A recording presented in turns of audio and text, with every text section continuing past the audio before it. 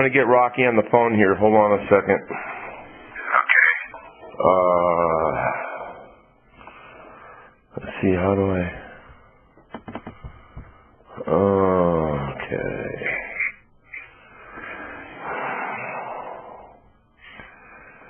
Oh.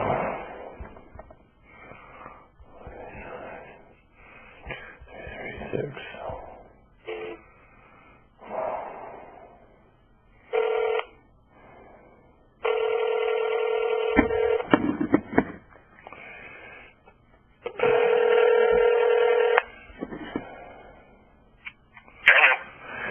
Hold on, brother.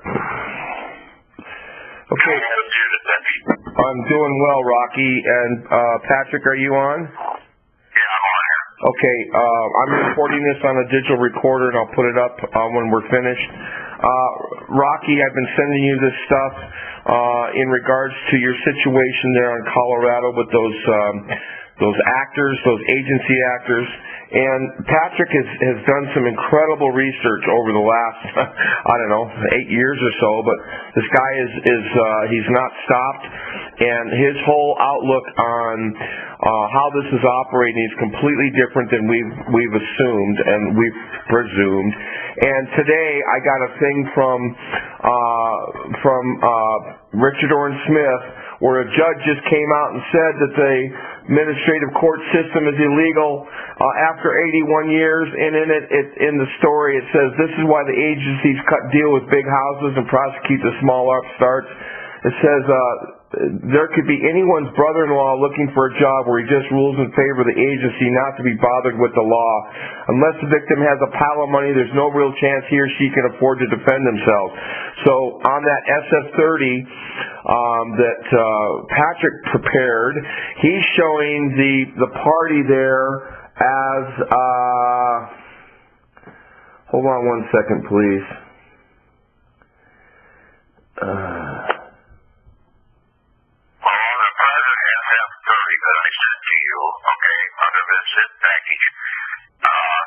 The FDIC is the contractor, okay?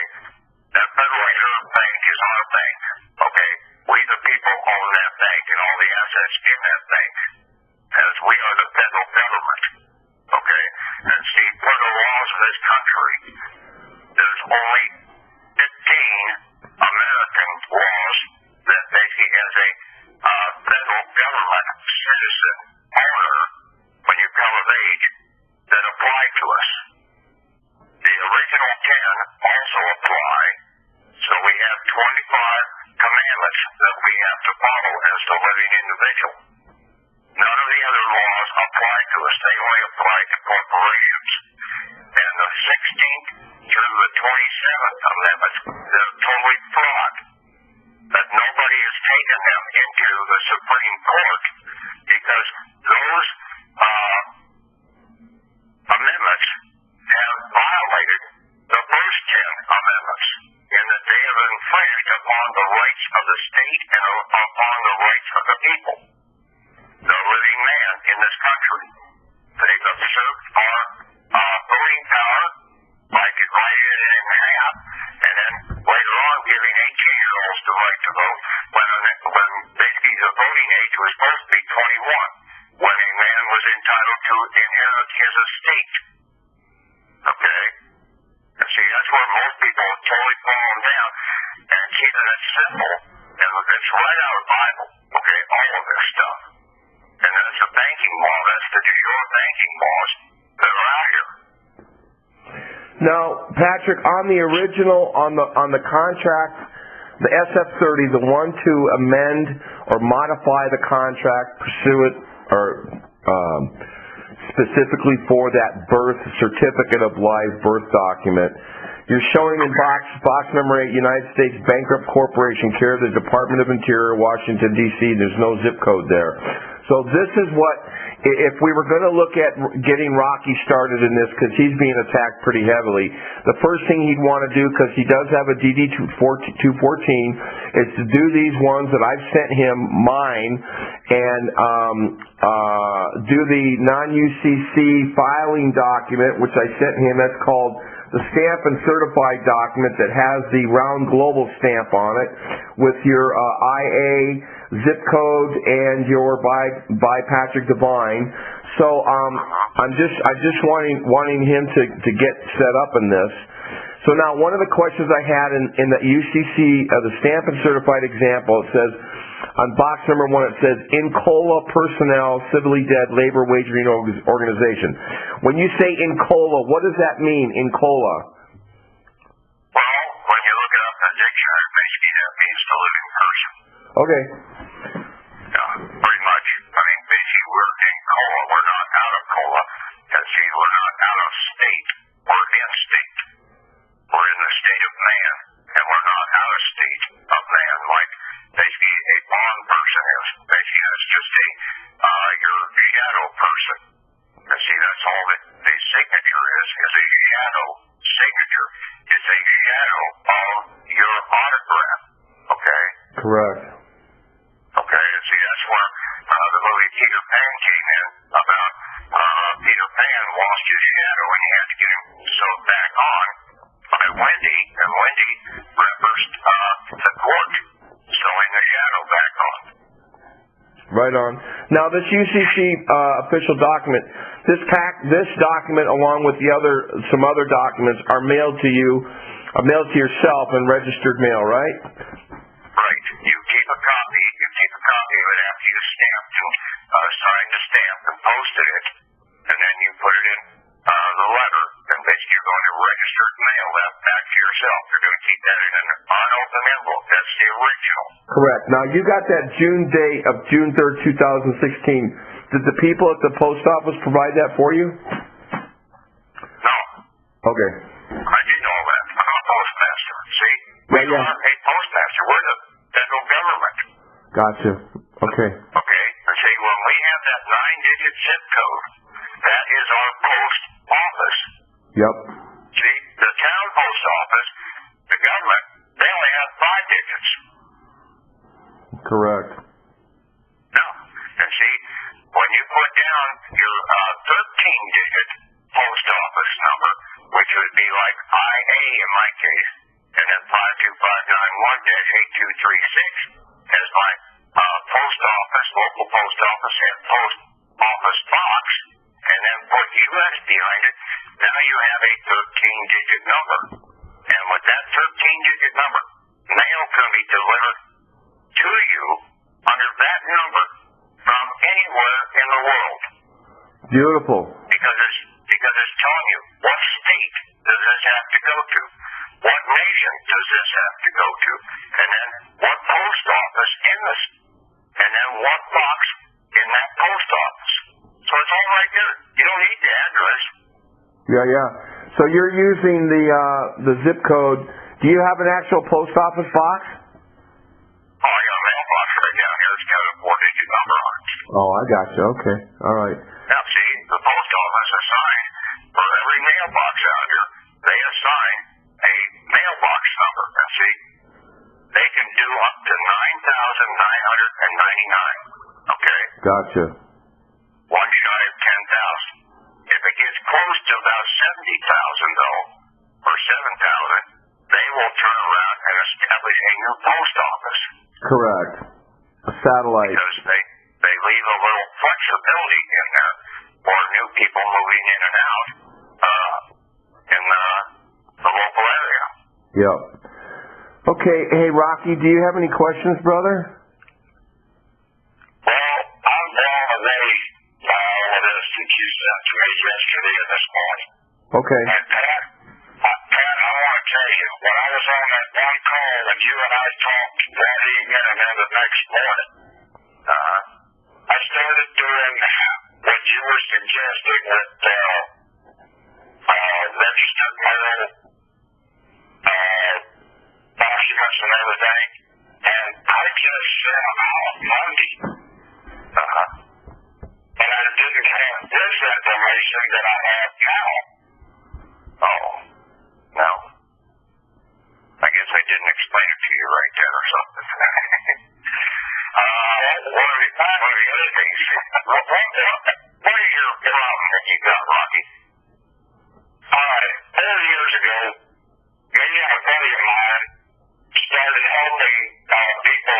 Mesa County, Colorado, Grand Junction. There were 1,600 foreclosures. We got 400 of them off the books. And in doing so, it pissed the judges, the lawyers, and the banks off. They called in the FBI. Okay, the FBI started investigating. I was called into the FBI office 4 years ago. I showed them where all of the laws that we were using came from. And then he's telling me, well, what makes you authorized to use these laws? I said, they're for the public. He said, well, this one right here in particular was from the FBIC, USDA. He says, this isn't even supposed to be accessible to the public. I said, well, it is. He said, well, I'm going to continue my investigation. I said, well, when you decide to grow a parrot, then you come after me. Until then, leave me the fuck alone. Yeah. Well, okay. Here's your protection. Do you have a 98 series EIN? No, I don't. Okay, you're going to have to get that. Do you have an estate EIN for your Social Security person? I have a Social Security card with a number, with a Social Security number, but you don't have a Social Security estate EIN. No? Okay. You need to get both of those, and I'll explain why. Okay? But the number one thing is there's 3 layers of government in this country. Okay? We the people are the federal government. The Constitution, the national Constitution, and the state constitutions are national government. Okay?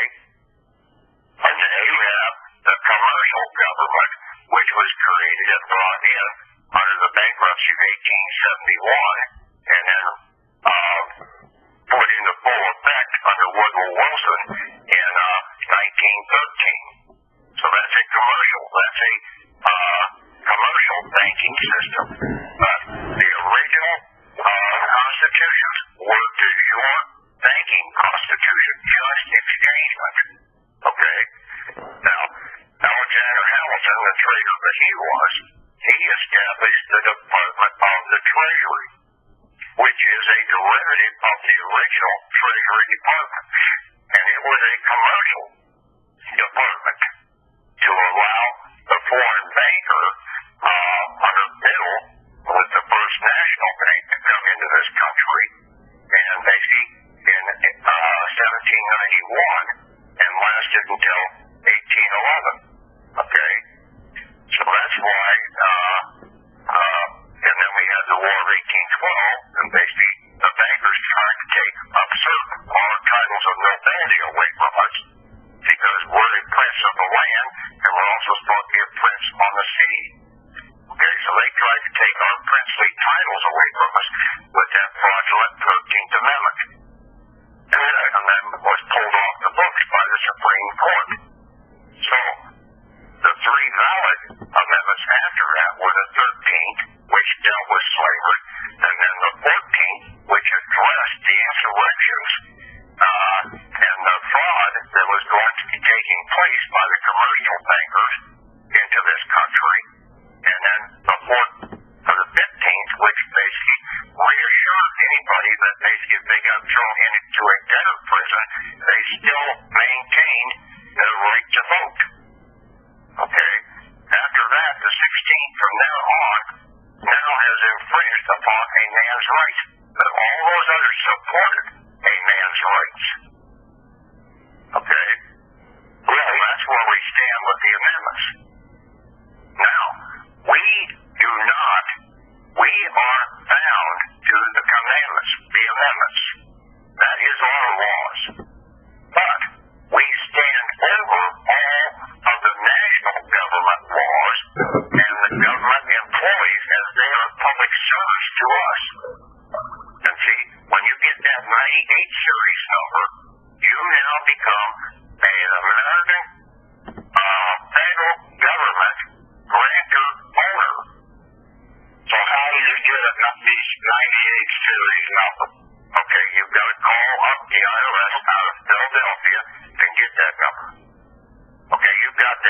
information, don't you, Tom? No, I don't. You mean I have the fax number for Philadelphia, but I don't have the call-in number. Yeah, there should be a call-in. I'll send you over that document for getting that. Okay. And then also you need to get, and you can do this online, to get a state EIN for your Social Security person. Now, basically, I didn't fill out the SS4s on any of this, and I didn't call up Philadelphia. I submitted documents in to the IRS, the attachment, the 3520 and 3520A, that it called out on the 1099 Schedule D form, and I filled it out going to Utah, and I tried to use my Social Security number as a EIN. Well, they came back and said that's not an EIN, and they went out to Philadelphia and got it for me. They knew what I was trying to do, but they went and got the number for me. Same thing, I called up Atlanta, Georgia, and chewed them out and said, hey, that guy's a hitman. They said, I want basically a state EIN. Well, they went and got me a state EIN and sent it to me. So you're making reference to 3520A, which is the definition of U.S. person under 7701A31A, right? Well, basically it was a tax form to where you had to declare a foreign renter trust. Gotcha. And see, but if the misnomer is that foreign, it really should be federal renter trust. And see, we can draw with that 98 series number out of the National Treasury. Okay? The National Treasury is held by the Treasury Department. Now, the Federal Reserve Bank is our bank also. We own that bank. But we have to get an estate EIN to come and claim our estate in there. But all of our assets are held under two bonds, a performance bond and a payment bond. And basically, you know, and all banks deal with the FDIC. So the performance bond is for $250,000 against your estate/Social Security person. Now, the payment bond is open-ended because you've been depositing, the oil companies have been depositing the excess 90% that needs to be deposited that belongs to the people, the oil companies, the land management and all their revenues that they get in, the water, all these items, they go into the Federal Reserve, but they go in under our payment bond with the FDIC, which there is no value on that. It's open-ended. And see, we are the owners of that. That's our estate, our entitlement estate. From all the products that are basically produced by the corporations from the ground, and they have to deposit. Now, Ford Motor Company goes out, and every corporation has to zero its books at the end of the year. So at the end of the year, they zero the books. They have no money. What do they get? They go to the Federal Reserve Bank.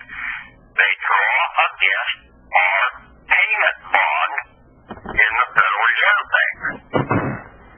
They turn around, and then they build the car. They set up two contracts, a construction. They set up a construction contract to build that vehicle. But they have to have two bonds in place, a performance bond and a payment bond. Correct. That's where the premise of prepaid under HCR 192 comes into play. Yes, and I'll get to that, okay? Okay. Now, is what, see, I bought a car a year ago. I paid for it. But I didn't see what I needed to do right then and there. So anyway, Ford Motor Company gets this, and then they go out and they sell the car. So they get the money back in for the payment bond that they have, and they put the payment back into the Federal Reserve Bank. Okay, so it's sitting over there in the people's general account under this payment bond that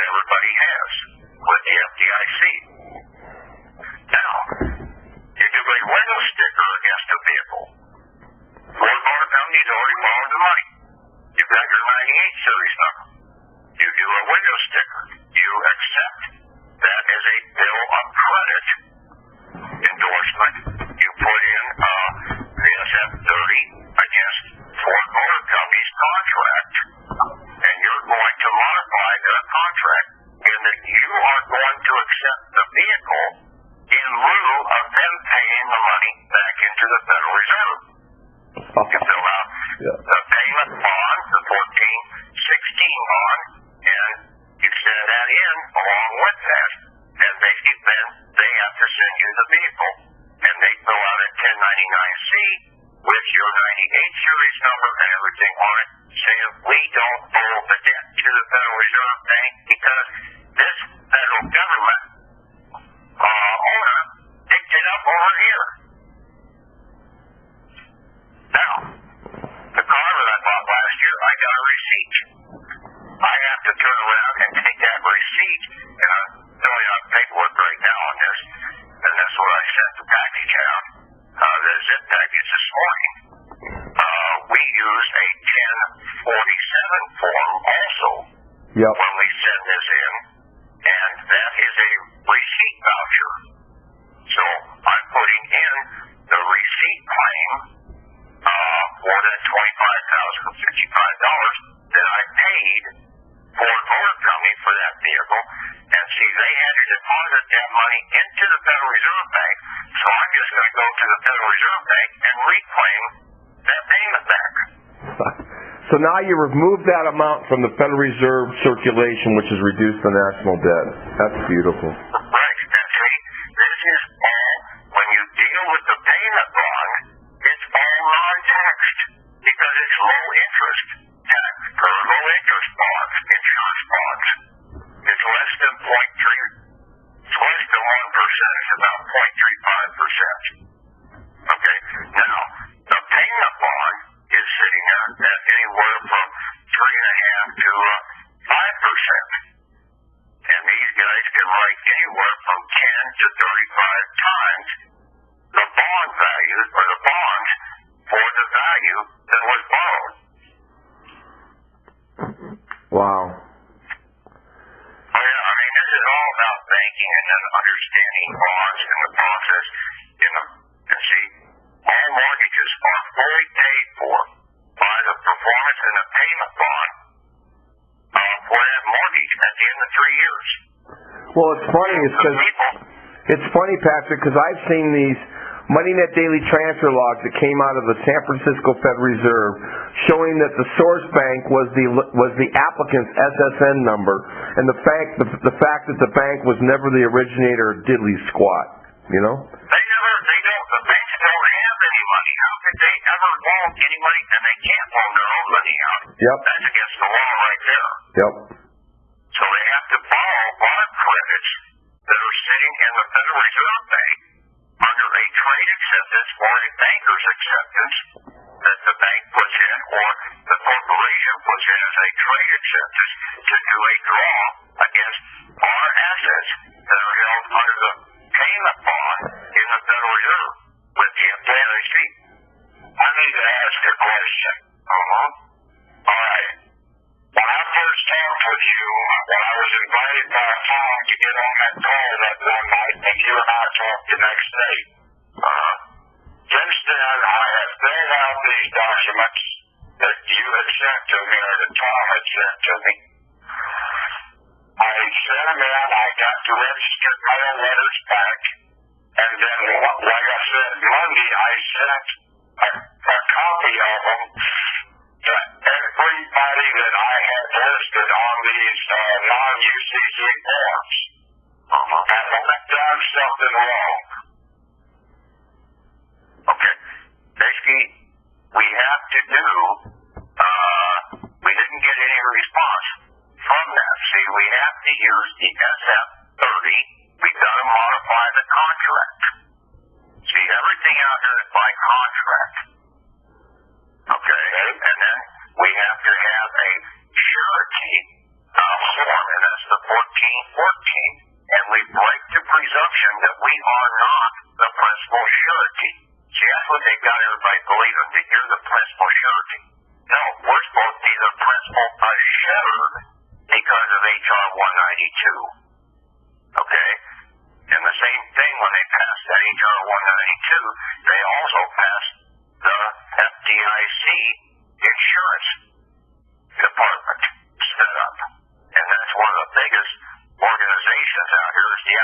FDIC that nobody understands how to operate it.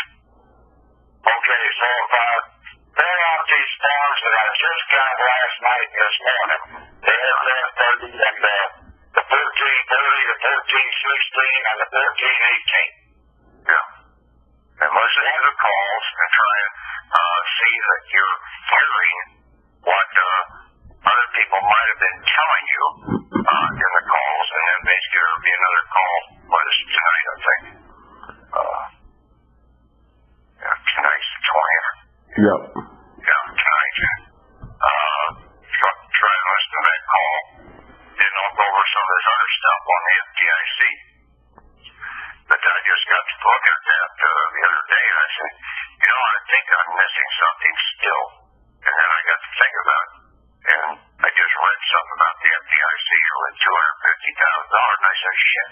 Now I see the $250,000 against the performance bond, but the payment bond is open-ended. They can't put a value on it. That's what. Because yep. Because they can't. That can only be used as collateral. See, Ford Motor Company can't take the money out. They can only use it as a fictional collateral to build that automobile. But they can't take the hard assets out of that Federal Reserve Bank under the payment bond, protected payment bond with the FDIC. So basically what they're doing is they're accessing the block grant credit as a corporation through the FDIC to go ahead and fund their expansion and produce stuff. Right. Yep. And then see, we're turning around and paying them. And then they may not have borrowed all that much in the process. So all the extra funds that are out there, the accrual, the interest accrual, and from the performance and the payment bonds, is going over to the shareholders. Yep.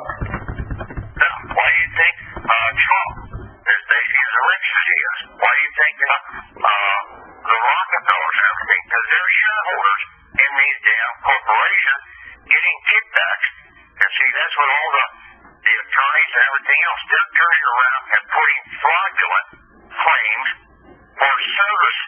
for their services into these construction contracts or our contracts against the performance bond. Yep. That's why they're building a case. They're building a case. They're under construction contract.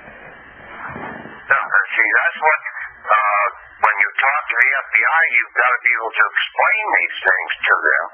And when you have your 98 series number and your state EIN number, they know, and you stand in there as a federal government grantor, owner, they fucking can't touch you if you've not violated one of the 25 commandments.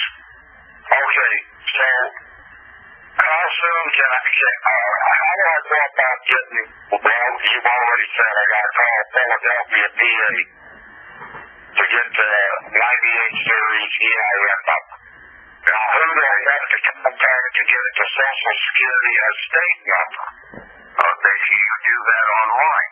And basically, that's you can see the template, the SS4 template, or SS4 template, and then you just go online and you fill that out. Basically, you can have that in about 10 minutes after you hit the submit button. Okay? But the 98, they, if you call in and hit that on your, you have a problem. I'm on a call. And you might have to listen to a couple other people. Phone call, brother. Talk about that, how they called in to get that 98 series number. But see, those are the two key numbers because those are bank routing numbers. You can either route the funds out from a corporation or from the National Treasury with the 98 series number. As you are a federal government grantor owner. And see, we as the federal government, we stand over these people. You don't need a driver's license. Where does it say in the 25 commandments, the original 10 and the American 15, that you need to have a driver's license? Nowhere. Under the Constitution, some of these party editions that I have, over the Constitution. We stand over and above the Constitution, and the amendments are not under the Constitution. They really stand over the Constitution. What I'm saying is this, Pat. In 1824, the United States Supreme Court ruled that when a federal law and a state law are in conflict, the federal law supersedes the state law. Yep. Then in 1926 and in 1968, the federal government stated that if a right is converted to a privilege and a license and fee are charged, you don't have to have it. Right, but see, that was really, they're trying to observe, okay, in the process. The people didn't understand the usage of the federal government. The federal government is we the people. Okay, that's what the Supreme Court was trying to say, but they didn't come out and clearly say that. Just like they didn't call in the national Constitution that we the people are the sovereignty of the nation. Now, most of the states do call that out, because the states also had to maintain a sovereignty in the process, as identified in the 9th and 10th Amendment. And see, that's why, I forget which amendment was, that they allowed the voters to elect the senators. That took away the power and the sovereignty from the states. The states were, the government of the state was supposed to elect the senators, not the people in general. Okay? And see, there's a lot of statutory laws that people don't understand. And one of the key ones is right in the original Constitution, Article 1, Section 10. Okay? Says, there shall be no titles or no bills. There shall be no bills of credit. The states cannot issue bills of credit, cannot issue bills of attainder, cannot deprive a person of his rights of trade, cannot have titles of nobility, can't issue titles. What have they done? The state, right now, the commercial states have, the state of Iowa, or the state of whatever book, has violated that Constitution because they're not under the Constitution.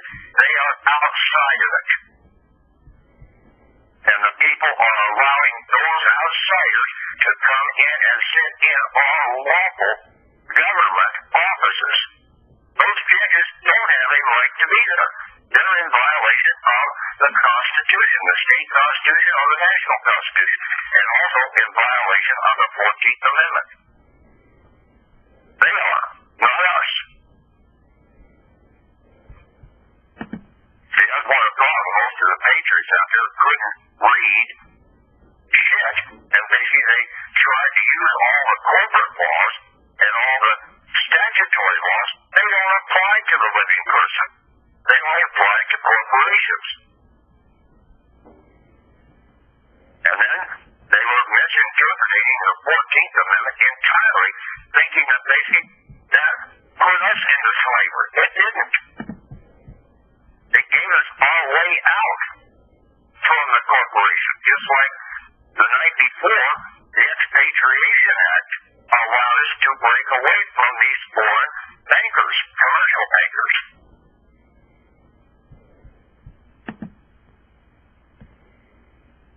Well, right now, while you're talking, I'm working on the internet. How do I obtain a federal ID number for an estate? That's one of them. Okay, well, I'll send you over to Doc or send them over to Tom or something, get them over there, and maybe have him get them over to you by Skype or something. That they're on e-concurrent and also on We the People in there, and I think there's an audio to go along with that.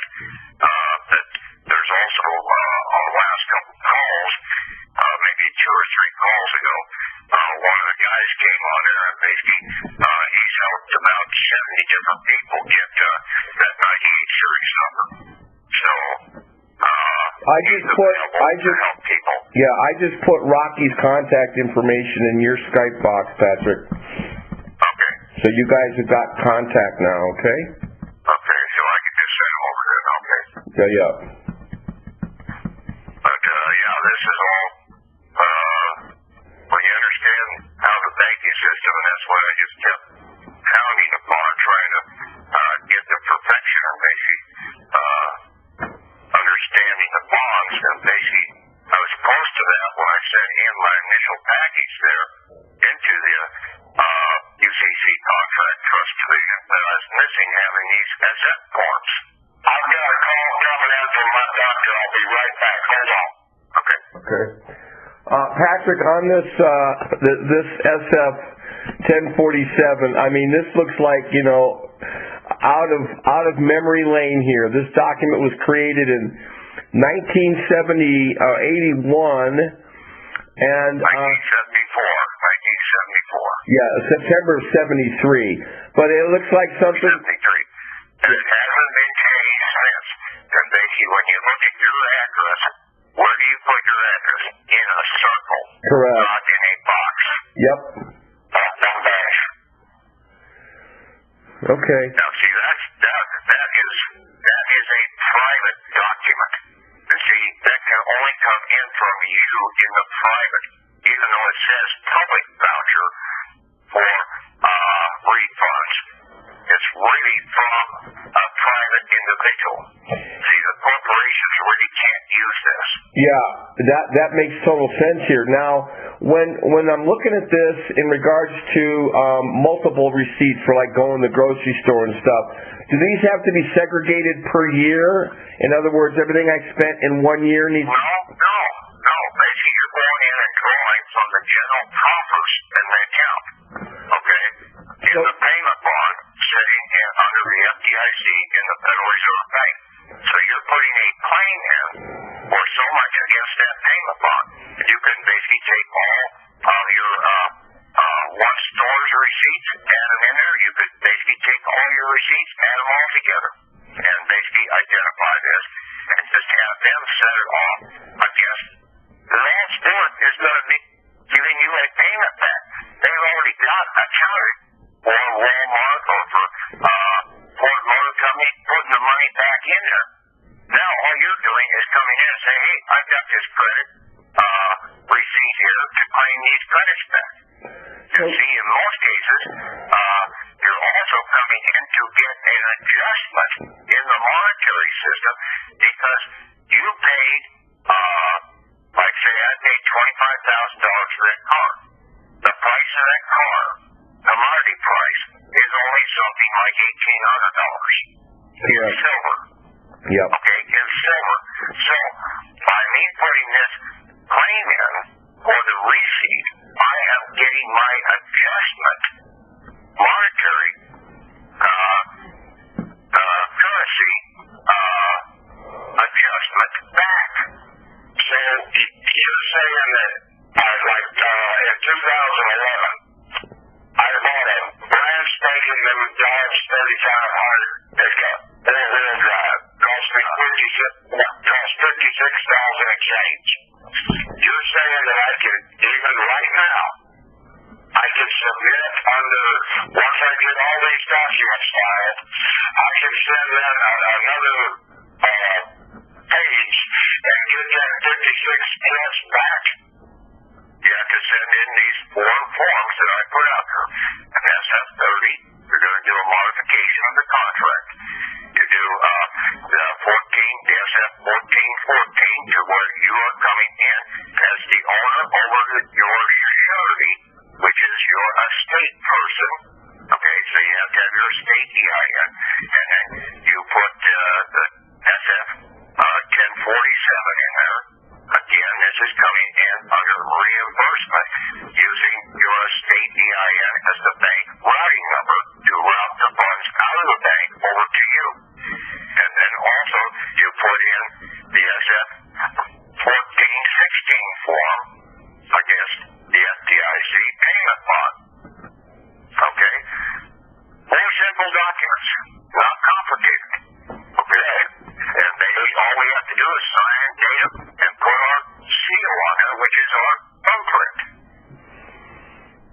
only seal we really need to put on it.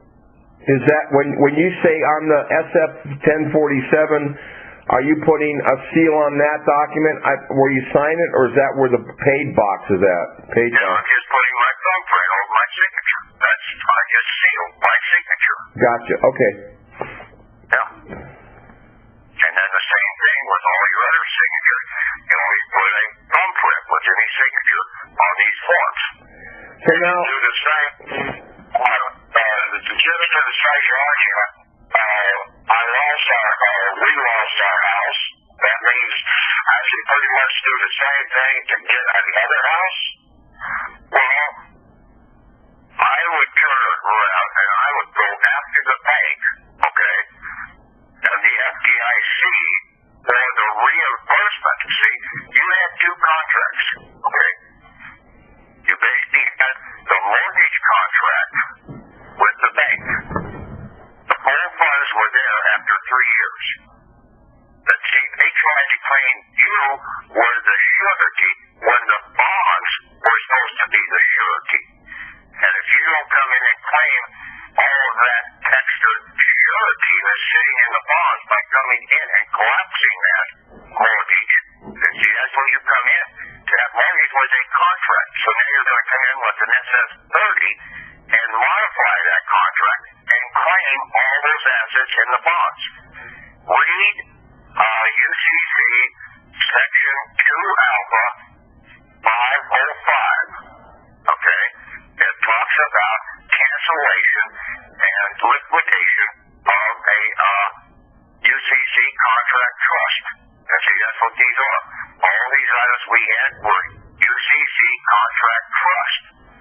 But they were leasing trust. They're not construction trust. Because we lease our assets. You said UCC 2 Alpha 505? Right. Rocky, I think I put that in there. If not, I will put that in there like right now. Hold on 1 second, please.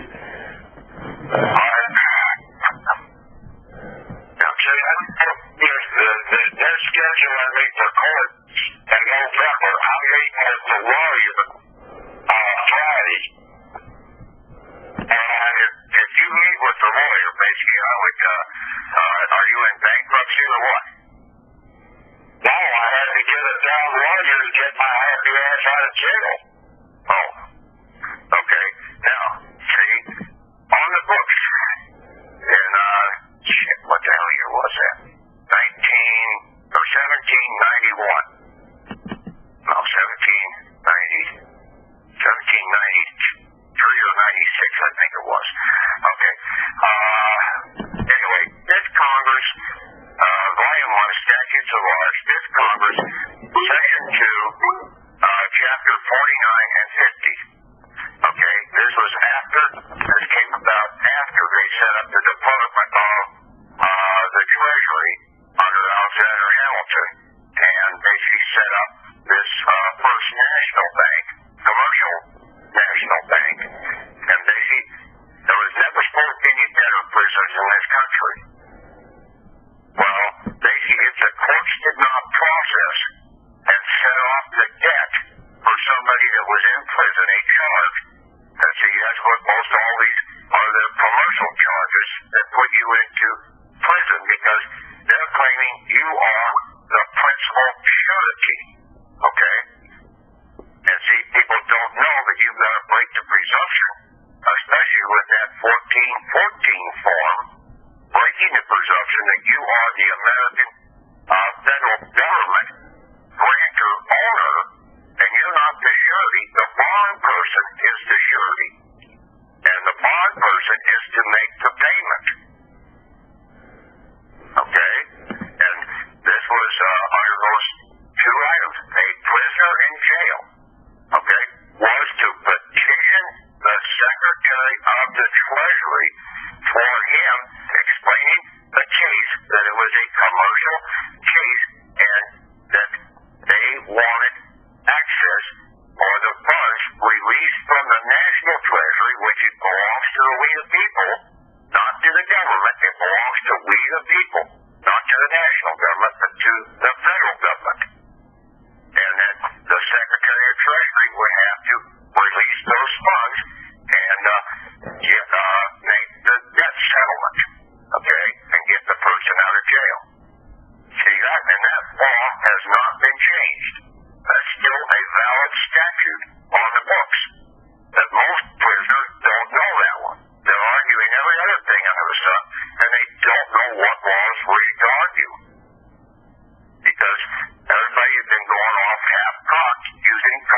laws. Okay? So, we come in and they see you now, we can come in with an SF-30 and do the modification to the contract of what put you in jail, whether it's a driver's or hell, there's people in federal prison on parking tickets. Yeah, there's somebody, there's somebody. And you're out, and you go to federal prison. There's on parking tickets. Come on, people. Yeah, there's somebody in Chicago that had 63 tickets and he was sentenced to 1 year in federal jail. Yep, that's just amazing. No, hey, now, I mean, this is, what I want. You go against the contract to put you in there. And see, there's always got to be a contract that they're charging you with as the principal surety. And they can only put you in jail if you do not reflect being the principal surety. But if you come in as the principal owner and the federal government in the process, they probably can't touch you because they can only touch you if you violate one of the 25 commandments. And so you have 15 and the original 10. What got all of this going was I had put a commercial lien against the state of Colorado. The violation of rights. Put it in a federal court. The judge, and I pointed out that he was violating the law whenever he dismissed the case. I submitted it to the appellate court. They picked it up and said, yes, there is a case here, and blah, blah, blah. Then they turned around and the three appellate judges got in contact with the judge that originally dismissed the case, and then they dismissed it. I brought it to their attention that they violated the law because they didn't have the right to dismiss it. After it was dismissed, the second time, that's when the FBI decided we got to do something about this bitch because he's going to keep going until he actually wins. They turned around and brought on June the 10th, 14 SWAT FBI agents raided my house. Well, actually, they got me outside, which that wasn't a problem. Two was in the backyard, the other 12 were in the front yard, and they hauled me to jail on the 10th. On the 13th, I was brought before the federal magistrate judge, and at that point, I was read my rights. On the 16th is whenever I had to postpone and get out of jail. Well, before I postponed, I had to accept one of their court-appointed attorneys, which to my what helped me out was the attorney that I wound up with wasn't an attorney but a constitutional lawyer. And the first time I met that woman was the day before I was released, and she said right there before I ever even knew what her name was, she said, there's no injured parties here. She said, without an injured party, the federal government has no case. All they can do is try to say what your intentions were, and they can't do that. Right? But she may think she's a constitutional lawyer, but she don't know what the hell she's really talking about, because the constitutions are nothing but banking charters. Everything is about banking. Okay? The whole system, the Declaration of Independence, and nobody even understands that damn thing. The Declaration of Independence was a banking declaration in that the people were declaring their independence from the commercial King of England and East India banking corporations. And we wanted to go to short banking, and we did it using the continental dollars, the labor dollars. And that's what that Declaration of Independence was all about. We still have that right to use lawful silver dollars, okay, in the process. And basically it's still on the books. And see, even today, right now, when they pass a law for minimum wage in this country, $7.25. What does that refer to? It refers to $7.25 in silver, not Federal Reserve dollars that have been misused in the process, because one silver dollar right now equals roughly 17 Federal Reserve dollars.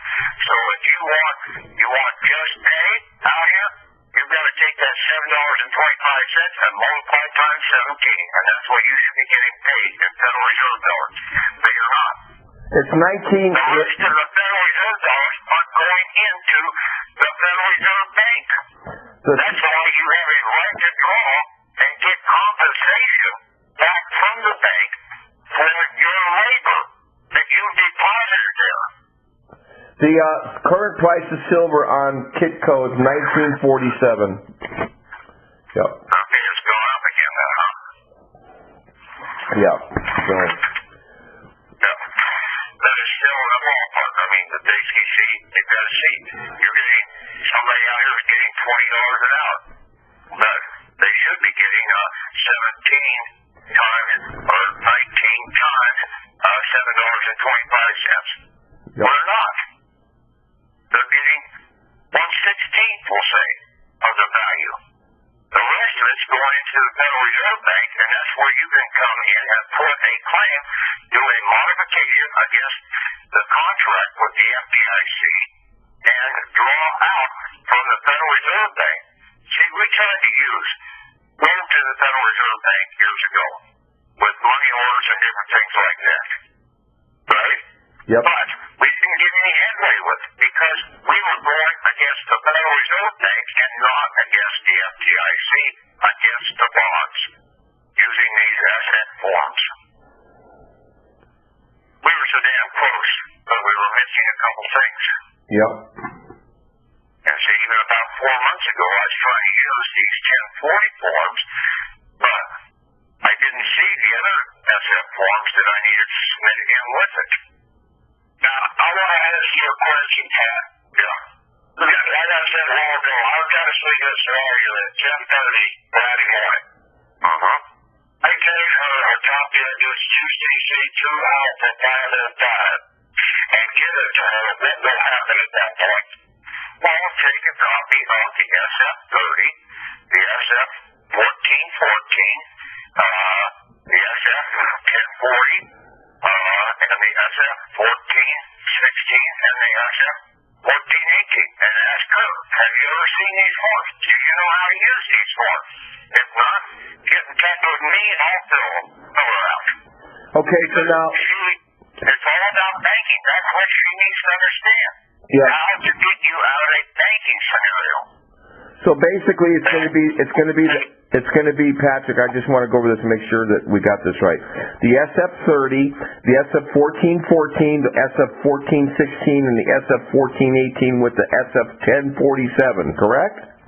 Right. SF1047, yeah. Okay.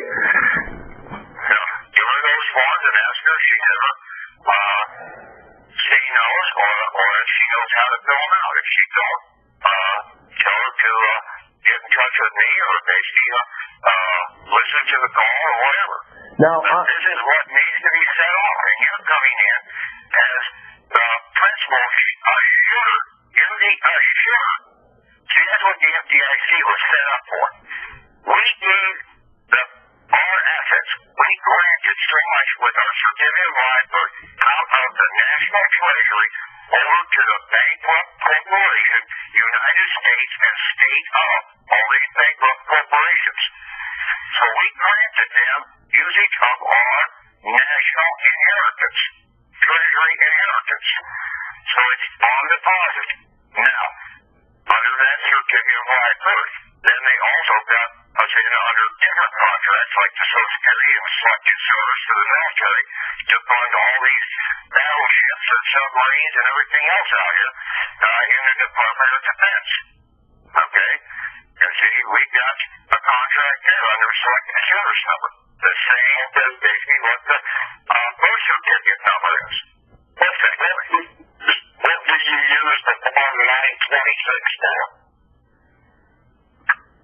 That is for transferring, ordering, when the UCC contract trust terminates and liquidates these accounts that we submitted into them, the Social Security, DD 214, and those, pull those credits out of the Federal Reserve Bank that are under those numbers and converts them into multiple silver dollars. Then with that 926 form, they will deposit those into the National Treasury. Then we will get a National Treasury direct debit card from the Treasury Department, not the one from the Department of the Treasury, the Direct Express or the Treasury Direct. Yeah, the Treasury Direct cards. Okay, this will be entirely different, and at that point in time, you will definitely get a visit from Men in Black, probably the CID, the Secret Service, the FBI, the U.S. Marshals, and who is the other outfit? There was one other, I think, in the process to bring you completely out of the system and close all your other accounts down. Okay, Patrick, I have a question for you. On this amendment, on the SF-30 for him right now, in box number 1, the contract ID code would be the case number, and then where it has the name and address of contractor would be the United States District Court, correct? No. Okay. On the SF-30. Yes. In block 9A, amendment of solicitation. Okay? You get a traffic ticket. You get a court case. Those are solicitations. Okay. Yeah. So basically... So they're trying to solicit you to modify the contract. So then the amendment of the solicitation number, that would be, that solicitation number would be the court case number then, right? Yeah, in the amendment of solicitation, that would be the number that goes there. Okay, I got to looking at that and I said, shit, that's where those damn traffic tickets really needed to go. So that would basically be where any court case number goes, but the original contract ID code is either the birth certificate number, the 109-57 da-da-da-da-da, right? Well, that or the Social Security number, or basically the driver's license number, or the certificate of title to the house. See, those are state UCC contract trust. And then also too, the DD-14 would also be identified as a contract ID code, correct? The selected service number, but see, those go strictly out to the UCC contract trust department in Washington, D.C. Okay. Okay. The certificate of life, birth, the Social Security, and the selected service certificate of life, birth, those three. Okay. All your other ones are basically going to be mostly state licenses or state contracts. Okay, I'm trying to handle one of these out right now as we're talking.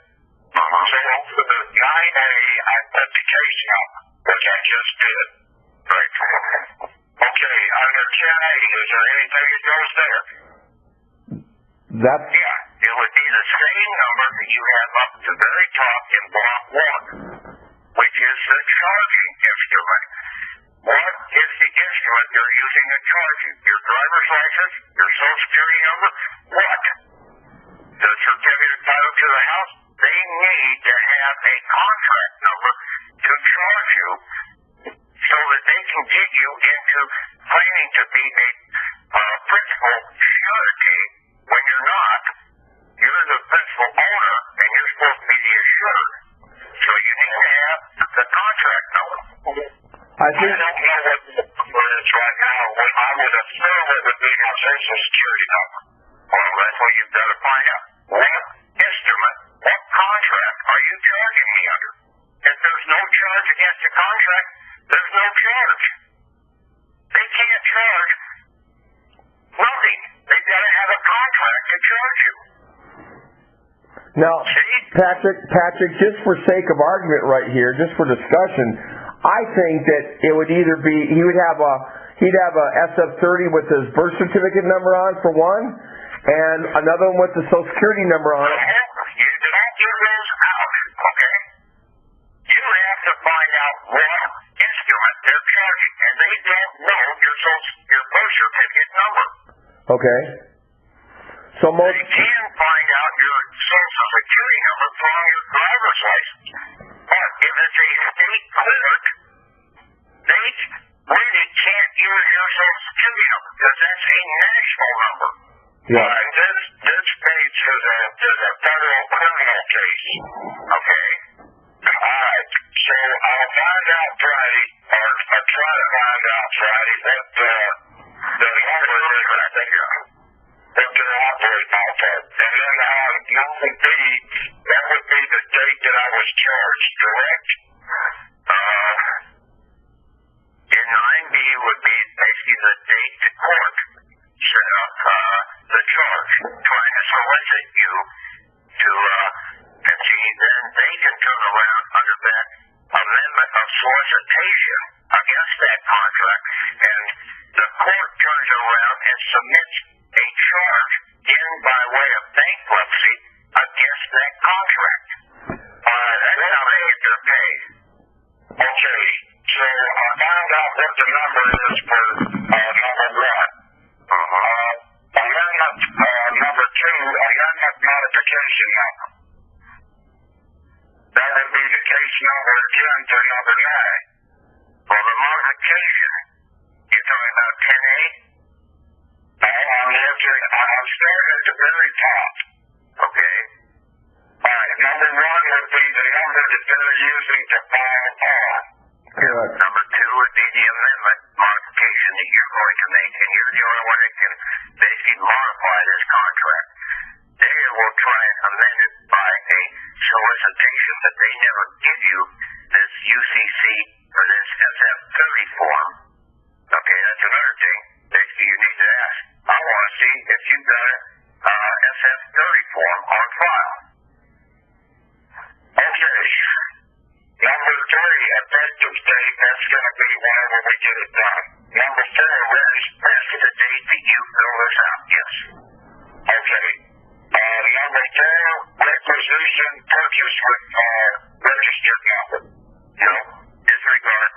4, 5, because, and 7, because that's all for a corporate entity. And they don't apply to us. And 6, put my name in there.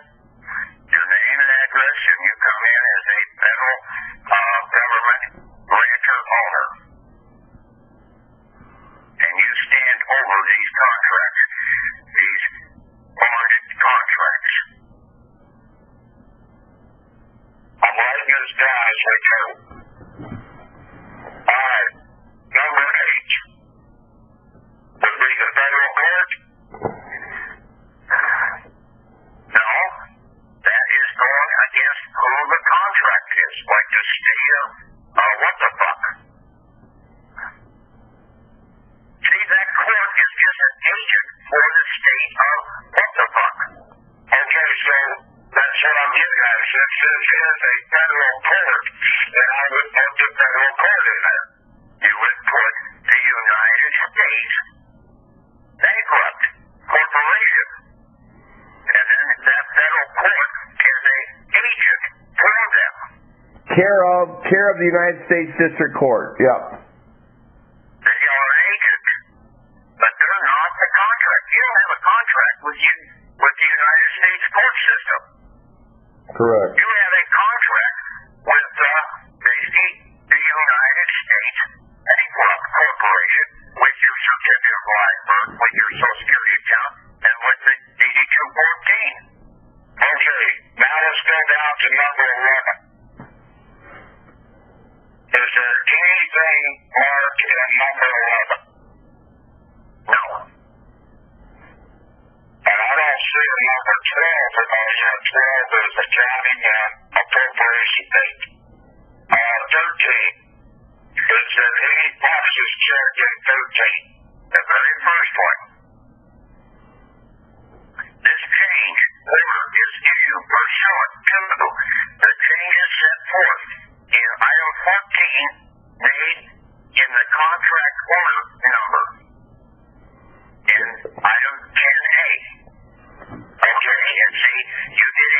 modification, you're going to do a modification in 10A. So you're going to do your contract number -01. Okay? And then down in 14, you're going to address what you want modified. You want all bills, all court charges, and everything else sent off from this contract, from the performance and the payment bonds of this contract. Pretty simple. You tell them right there, and now they've got to do that. And then basically, you come on down, but you come in after you mark 13A, put a X there. You say vessel owners justify chargebacks or contractor false charges and owners labor chargeback adjustments. So you can put in, if they threw you in jail, you can put in using 1416 for like $2-3 million. Rocky, how long were you in jail, brother? 7 days. Okay.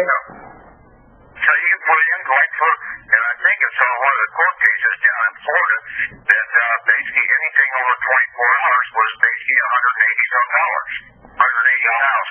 No. Trezovan versus the city of Tampa, Florida was like $1,620,000 per hour. No, it totals up to $1.8 million per day. Okay, there you go. Yeah. So you can put that in.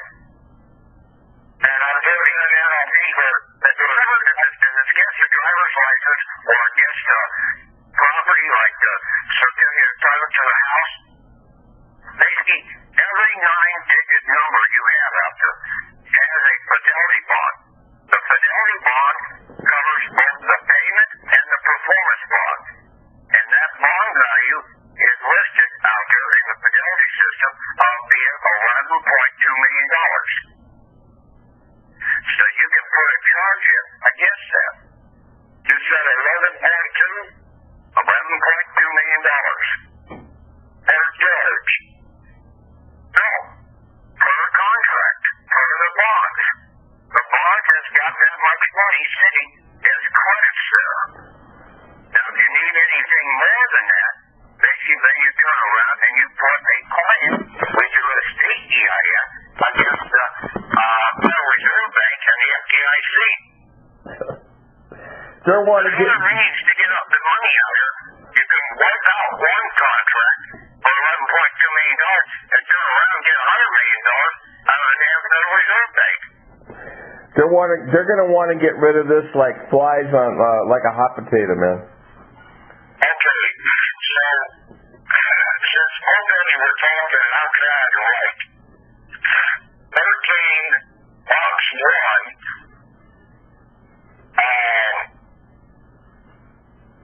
And then under 13, that's what I need to put in there, and what you want to modify, how you want this contract modified.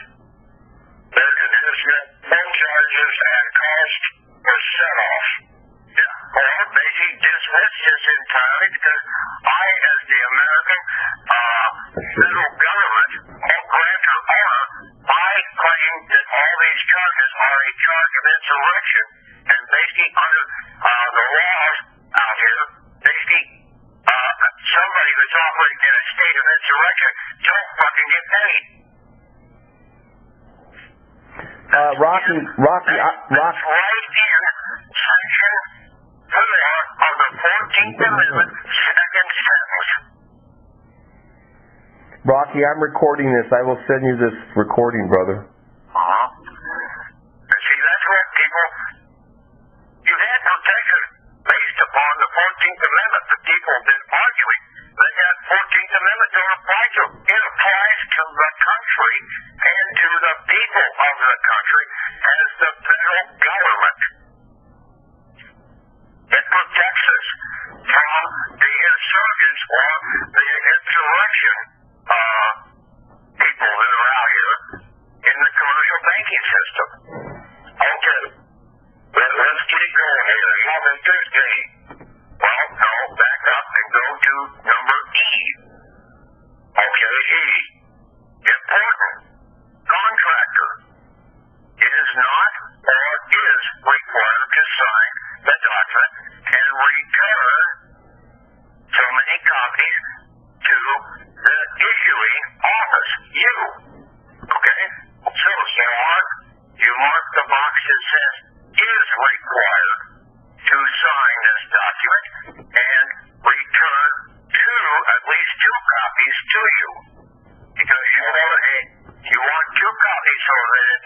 contractor refuses to sign it, and if they do sign it and they do not comply, now you go to the federal government or the national government contractor investigative division, which is the CID, and these fuckers are scared to death of the CID. The Contractor Investigative Division. Rocky, and this is where 15 USC and 15 USC 1 and 2 come into play, brother.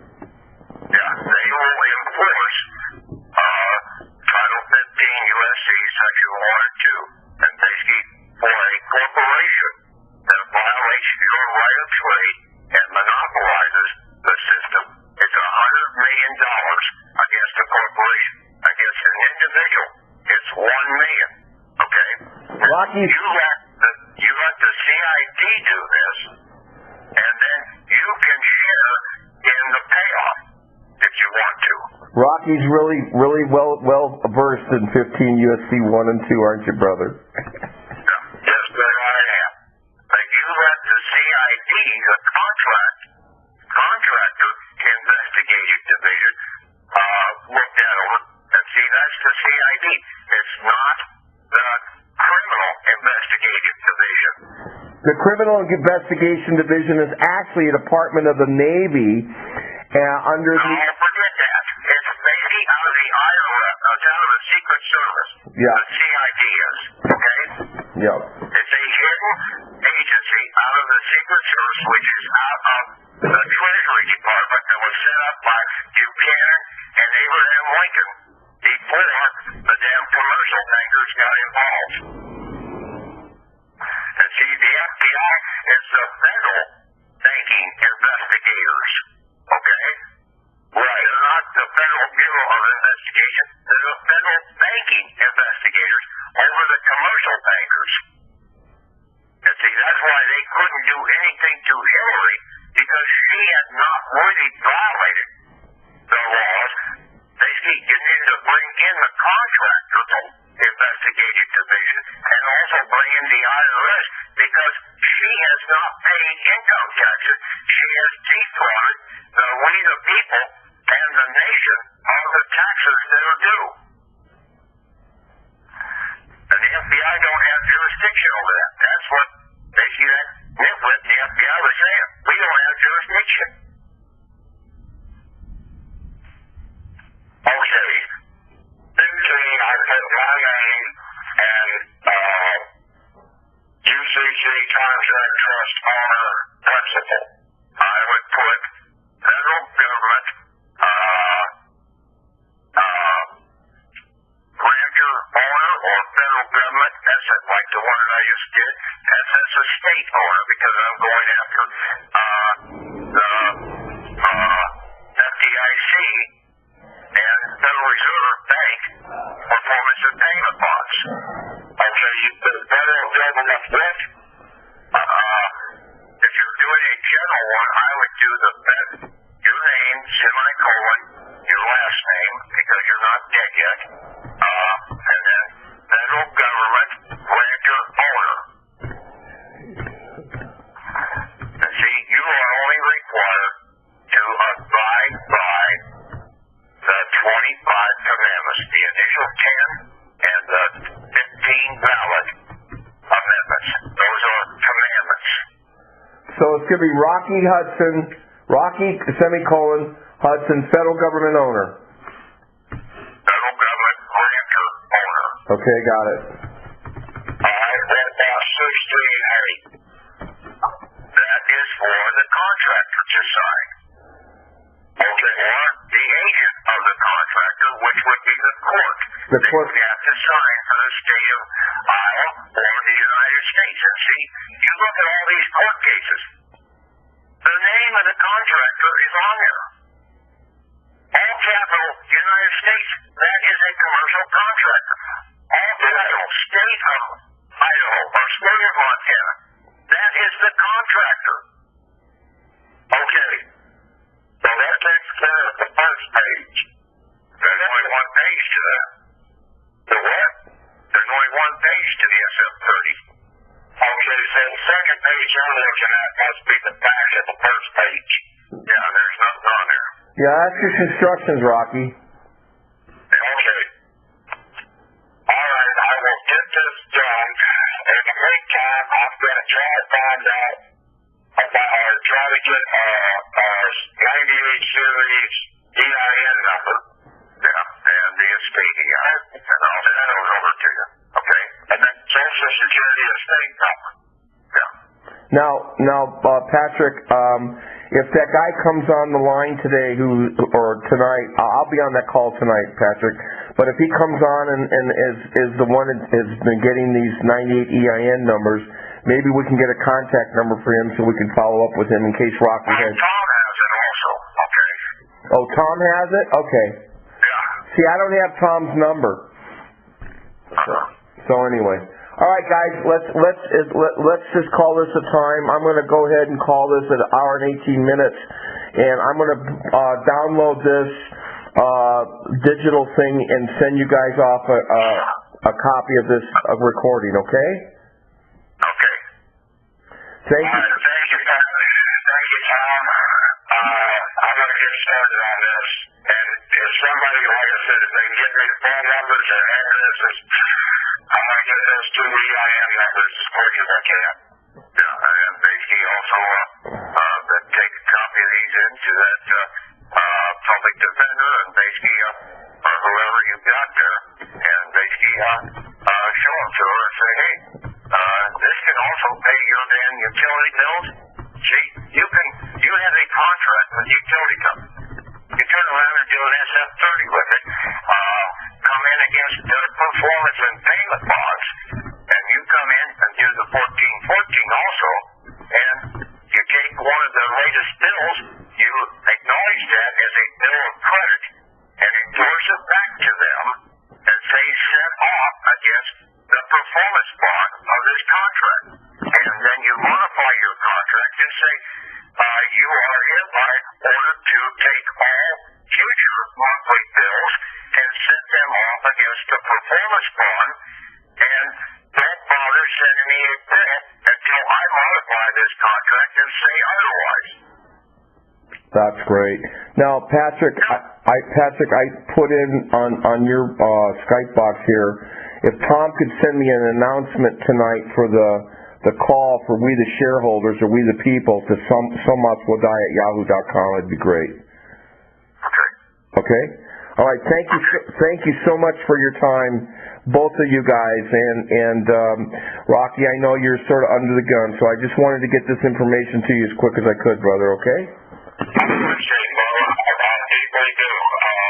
I'll try to find out what their contract ID number is on Friday. What contractor doing, and basically if they have a SF-30 with a solicitation, an amendment of solicitation, an SF-30. Basically, if they don't have one, then basically where's the charge that they're charging you with? Right. And see, that's what these forms are very powerful. And see, they're only a commercial court. They are a contractor's court. They're working for the contractor, not for you as the owner of the contract. They're out there trying to book you as much as they can. And when you call them on the carpet, and then you hold them accountable, especially these damn guys trying to represent being a constitutional office holder, okay? And see, I put in 3 arrest warrants, one for the magistrate judge, one for the county attorney, and one for a district judge right here in the county. I sent these out all over to the U.S. Marshal, U.S. Marshal, Secret Service, to the Chief Judge, Federal District Judge, to the Attorney General's Office, to the Secretary of State, to several Inspector Generals. And basically, you think I would, if I'm putting an arrest warrant out, somebody would come and talk to me, or try and harass the hell out of me for filing frivolous paper. Nothing. Because they know I'm fucking right, and they're not going to do anything because they're also guilty as hell. kickbacks. This arrest warrant, you put their birth certificate number in there or yours? I didn't put any birth certificate number on there. Alright, what about a social security number? I didn't have their social security number either. I just put a picture of them up there.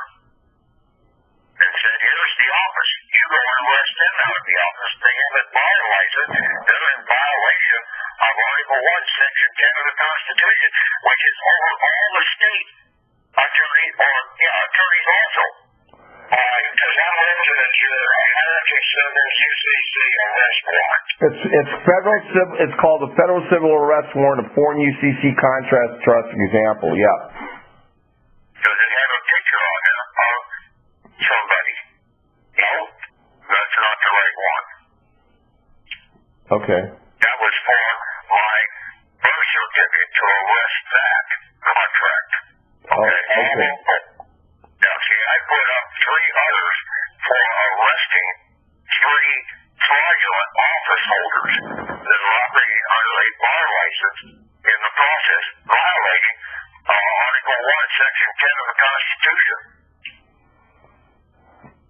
And see, you're a regular de jure tribunal, ecclesiastical court in the county, is not one of these state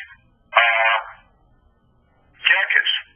Those state judges were just supposed to be First Circuit judges, and they were only supposed to come in heinous crimes like murder.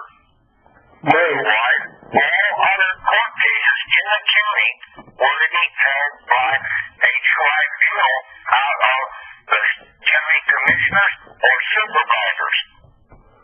It was supposed to be a tribunal court by them. They have to do this. They can make a judgment ruling as a tribunal. They do it all the time. Yep. And they would be sitting over any county traffic tickets, any county, and that is the de jure, the we the people court system. Because you elected those other nitwit judges, they're frauds. They're commercial government. And they're working for the contractors. Where these other guys, even though they're getting bribed by using public retirement funds, which there was never supposed to be any retirement system for government officials in this country for the Constitution, because they did not want them to be indebted to anybody, the bankers. And that's one of the key things. They got every public official under an IFRS or an individual retirement fund account. Okay. Well, here's your picture here.